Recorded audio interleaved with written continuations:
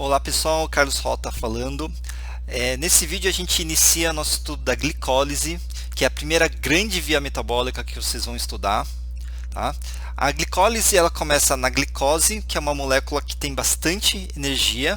E aqui a gente tem cubinhos de açúcar, que se vocês se lembrarem, são feitos de sacarose, que é um disacarídeo feito de glicose e frutose. E a gente vê aqui o açúcar caramelizando e começando a liberar a grande quantidade de energia que ele tem. Se vocês já queimaram o açúcar, vocês devem ver a quantidade de energia gerada, né? E essa energia também pode ser utilizada para, por exemplo, manter o nosso metabolismo.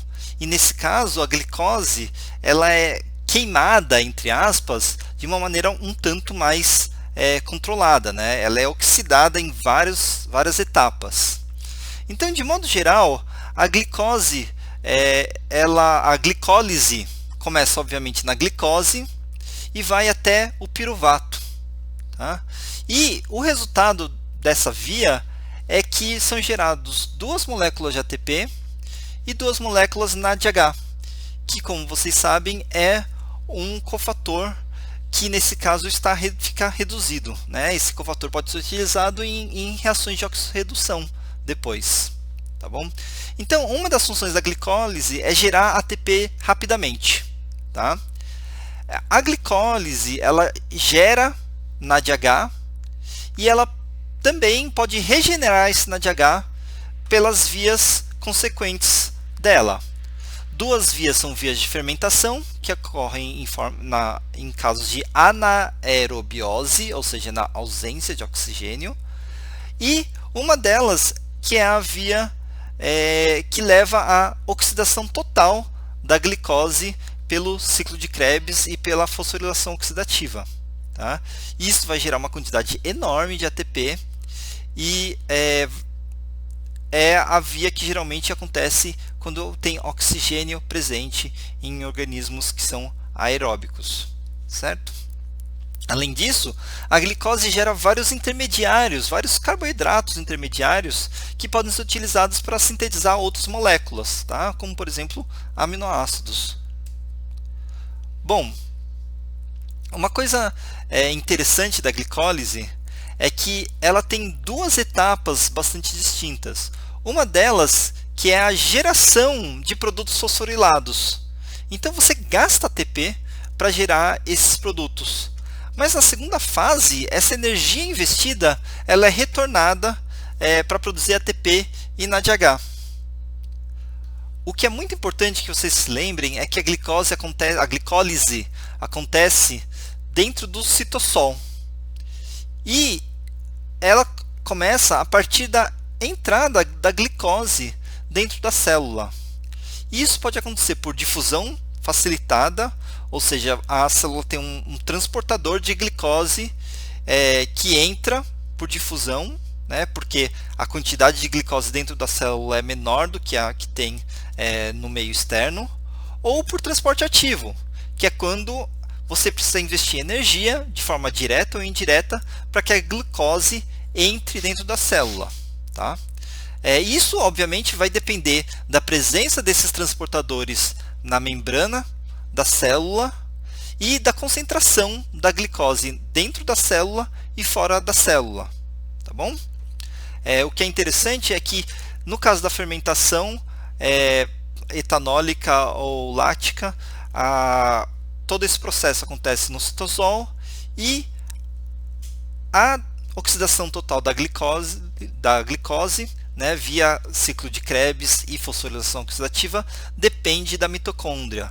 Então, uma coisa muito importante para vocês nesse curso vai ser saber onde está acontecendo cada reação. E se lembrem, por favor, que a glicólise acontece no citossol. A glicólise ela tem 10 reações, ela tem 10 enzimas, o que pode ser muito, mas a gente consegue simplificar um pouco tentando entender a lógica da glicólise. Tá? Nesse esquema aqui eu dividi a glicólise em 4 etapas. Bom, ela começa como como uma molécula de 6 carbonos. A gente tem a primeira etapa, em que ocorre uma dupla fosforilação da glicose. Tá? Então ela fica com um carbono, uma molécula de 6 carbonos com 2 fosforilações. E por isso gasta-se 2 ATPs. Depois, essa molécula de 6 carbonos é quebrada em 2 moléculas de 3 carbonos, cada um com seu grupo fosfato. Tá? E o interessante é que aí a gente pode fazer todas essas reações 2 vezes de forma repetida. Tá? Na terceira etapa, essas trioses elas incorporam fósforo inorgânico. E isso daqui vai tornar essas moléculas um pouco mais energéticas, o nível de energia sobe. E aí, a partir dessas moléculas, essas trioses, né, ou seja, carboidratos com 3 carbonos, com 2 fosfatos, a gente consegue produzir ATP. E como isso acontece 2 vezes, a gente consegue produzir 4 ATPs além do NADH, tá bom? Que é produzido na fase 3.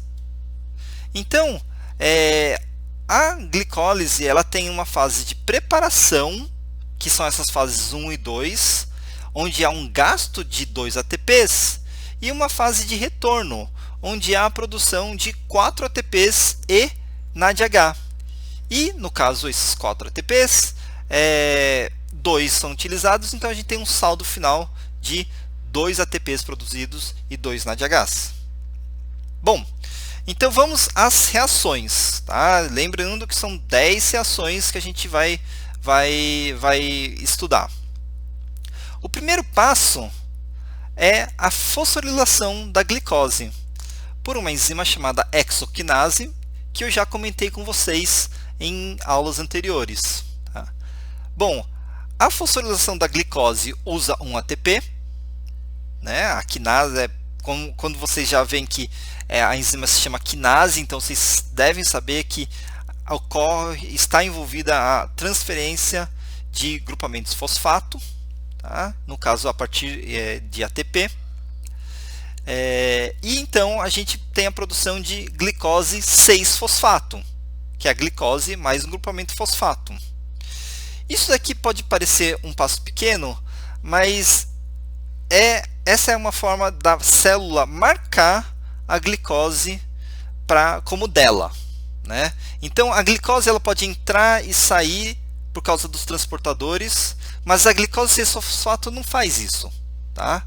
Ela não cruza a membrana e ela não se liga aos transportadores de glicose. Então essa é uma forma da célula marcar essa glicose para permanecer dentro da célula. Tá bom?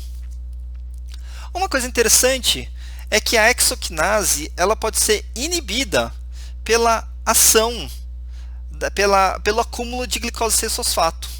Então, se por acaso a célula não consegue utilizar a glicose 6-fosfato que ela está produzindo, ela passa a inibir a hexoquinase, parando essa reação.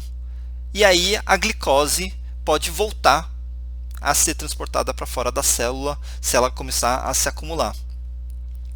Outro ponto interessante é que essa reação é uma reação irreversível. E vocês vão ver que reações irreversíveis são muito importantes porque são locais de regulação. E esse daqui vai ser o primeiro ponto de regulação da glicólise. Tá? E, então, por enquanto, a gente tem o saldo de menos uma glicose, a gente gastou um ATP, mas a gente produziu uma glicose 6-fosfato. Eu já falei na aula anterior que as quinases precisam de magnésio como grupo prostético. Tá? Então, essa daqui é uma hexoquinase. Vocês veem que quando a glicose se liga a uma mudança de conformação dessa hexoquinase, a gente tem a ligação da glicose com ATP também. Tá? A mudança de conformação causada pela hexoquinase, que ela está meio aberta, ela dá uma fechada, ela aproxima o grupo prostético de magnésio dos grupos fosfatos do ATP e Isso torna esses grupamentos fosfatos mais suscetíveis à reação com a glicose. E o resultado é que a glicose captura esse grupamento fosfato e a mudança de ATP para ADP é o suficiente para que a hexoquinase mude novamente a conformação, se abrindo e permitindo que o ADP saia e a glicose 6-fosfato também saia, certo? Esse é basicamente o funcionamento de todas as quinases, é a utilização desse grupo prostético para enfraquecer as ligações do ATP. Outra coisa interessante dessa primeira reação é que a gente tem mais de uma hexoquinase no nosso corpo. A hexoquinase 1 é a principal enzima encontrada nas células do corpo, mas no nosso fígado, e vocês vão ver que o fígado ele é um órgão à parte praticamente de todos os outros órgãos em termos de metabolismo. E isso acontece porque ele funciona, por exemplo, como um armazém de carboidratos. É lá que acontece que estão presentes as nossas reservas de carboidratos, e também é lá que é produzido muito carboidrato quando a gente está em jejum. E o fígado possui uma hexoquinase diferente, a hexoquinase 4, que a gente geralmente chama de glicoquinase, tá? A glicoquinase ela tem um km 100 vezes maior que a hexoquinase. Lembrando que isso quer dizer que ela precisa de uma concentração maior de glicose para chegar na metade da velocidade máxima. Qual o resultado? O resultado é que em concentrações de glicose que são fisiológicas, que é mais ou menos entre 4 e 7, 4 e 6, 4 e 7, a gente tem a hexoquinase 1 sempre em sua atividade máxima. Mas a glicoquinase ela tem a sua atividade regulada por causa da variação de concentração de glicose. Outra consequência é que, por exemplo, no caso de glicemia baixa, né, então a gente tem uma glicemia lá aqui para 4 ou até um pouquinho abaixo de 4, a hexoquinase 1 está com a atividade lá no alto e a hexoquinase 4, ou a glicoquinase, está com atividade baixa. Então, pouca glicose entra no fígado e é fosforilada. Tá? Isso também é muito importante. Que mais? Outro detalhe é que a glicoquinase ela não é inibida pela glicose 6-fosfato. Então, o fígado pode absorver um monte de glicose que, mesmo que tenha um acúmulo de glicose 6-fosfato, a hexoquinase não vai ser inibida e não vai acabar o transporte de glicose para dentro do fígado. Certo? Bom, próximo passo. A gente tem uma glicose 6-fosfato e essa glicose 6-fosfato ela passa por uma isomerase, ou seja, uma reação de isomerização, e a glicose 6-fosfato é transformada em frutose 6-fosfato. Tá? A enzima responsável por isso é uma fosfoglicoisomerase, tá bom? Vocês não precisam decorar esses nomes, mas é interessante vocês tentarem entender o que a enzima faz a partir do nome, né? Então é uma isomerase de fosfoglicose, né? Da fosfoglicose. Então, após a ação da isomerase, a gente continua com um saldo negativo de glicose, saldo negativo de ATP, mas agora, ao invés de ter uma glicose 6-fosfato, a gente tem uma frutose 6-fosfato. Né? Notando que a frutose, apesar de ter 6 carbonos, ela tem aqui um anel de 1, 2, 3, 4 carbonos. Então a gente tem um carbono solto aqui com fosforilado e um lado não fosforilado.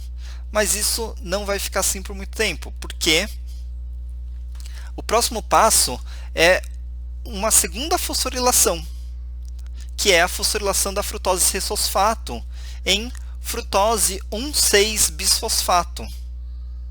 Bom, de novo é uma quinase, agora é a fosfofrutoquinase, tá? É também um passo irreversível, então também é um ponto passível de regulação, tá? E o que é interessante é que agora, se antes o carboidrato estava marcado para permanecer dentro da célula, agora o carboidrato está marcado para degradação. Então, a partir desse momento, praticamente toda a frutose 1,6-bisfosfato vai ser degradada, tá? Porque isso é como se fosse uma marcação. Outra coisa interessante é que a gente tem agora uma molécula meio que simétrica, né? A gente pode traçar um espelho aqui e ela é praticamente simétrica. E esse é um passo irreversível, como eu falei, é um segundo ponto de regulação, e o nosso saldo atual é menos uma glicose, menos 2 ATPs, mas a gente tem a produção de uma frutose 1,6-bisfosfato, né? Uma frutose com um fosfato na posição 1 e na posição 6. Olha só que interessante, como eu falei, a fosfofrutoquinase 1 ela é um ponto de regulação. E um regulador dela é o ATP e ADP e o AMP. Nesse gráfico aqui a gente pode ver que em azul a fosfofrutoquinase, tá? Em condições sem ATP. Quando a gente tem ATP alto, ou seja, você tem alta energia, a atividade da fosfofrutoquinase é diminuída. Então o ATP é um regulador alostérico negativo da fosfofrutoquinase. E isso faz sentido, por quê? Porque se você tem bastante ATP, você não precisa ficar quebrando carboidratos, tá? Então a glicólise tem a sua velocidade diminuída. Se você coloca só um pouquinho de AMP, e a AMP é uma versão do ATP sem 2 grupos fosfatos, a gente vê a atividade sendo restaurada parcialmente. Por quê? Porque o AMP e o ADP eles são reguladores alostéricos positivos da fosfofrutoquinase.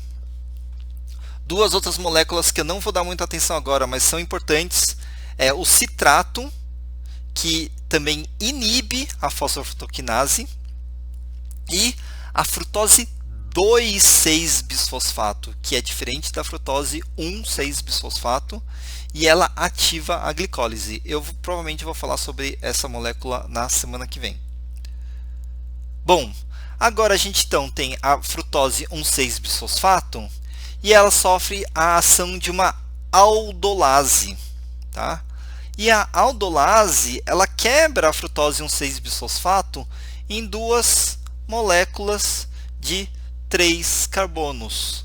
A dihidroxiacetona fosfato, ou DHP, e o gliceraldeído 3-fosfato, que é o GAP.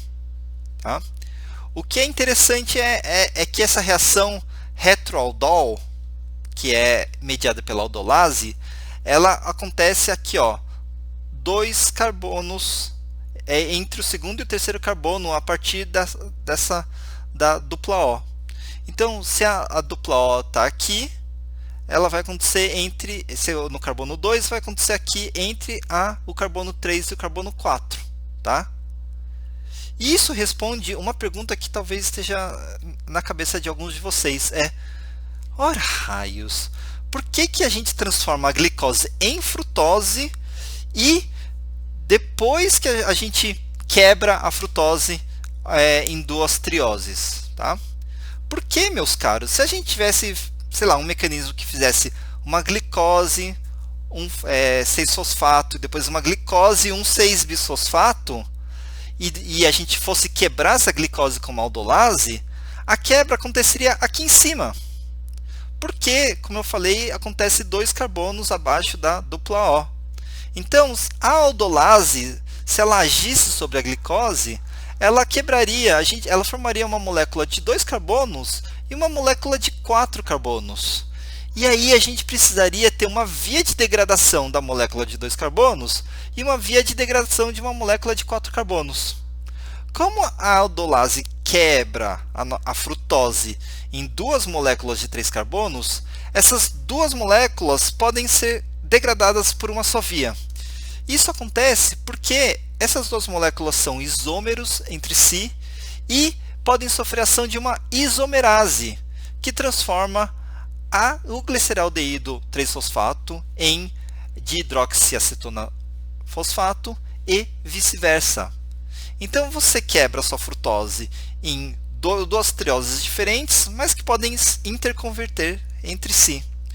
Curiosamente, o equilíbrio tende à produção de hidroxiacetona fosfato, só que como a glicólise usa o gliceraldeído 3-fosfato, o equilíbrio se desloca sempre para a produção de gliceraldeído 3-fosfato, tá bom? E a partir de agora, todas as reações vão acontecer a partir do gliceraldeído 3-fosfato e vão acontecer duas vezes na nossa conta, porque a gente passa duas vezes por esse caminho para processar uma glicose. O nosso saldo atual é menos uma glicose, menos 2 ATPs, mais 2 gliceraldeídos 3-fosfatos, tá bom? Então, resumindo essa parte da aula, a glicólise ela usa 2 ATPs no início da reação para gerar 4 ATPs e 1 NADH e 2 NADHs no fim. Aqui está errado. A glicólise acontece no citossol e na primeira parte da glicose os ATPs são utilizados e duas trioses são produzidas. E no próximo vídeo a gente vai ver o destino dessas duas trioses, tá bom? Até mais!